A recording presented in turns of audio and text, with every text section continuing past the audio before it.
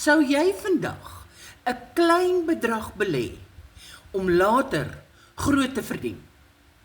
Dink gou daaroor. Die meeste mense sê hulle wil finansiële vryheid hê. Maar wanneer dit kom by 'n klein begin, dan huiwer hulle.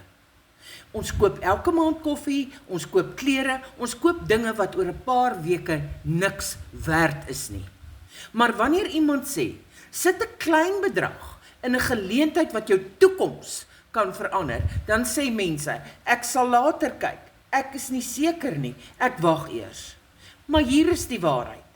Groot resultate begin altyd, amper altyd, met klein besluite. Een suksesvolle persoon wat vandag vry is, het eendag begin met 'n klein stap. Nie perfek nie, nie met alles uitgewerk nie, net met die besluit om te begin. So ek wil jou vandag vra, sou jy 'n klein bedrag vandag belê om oor 'n paar jaar groot te verdien? Of gaan jy terugkyk en sê, ek wens ek het toe begin?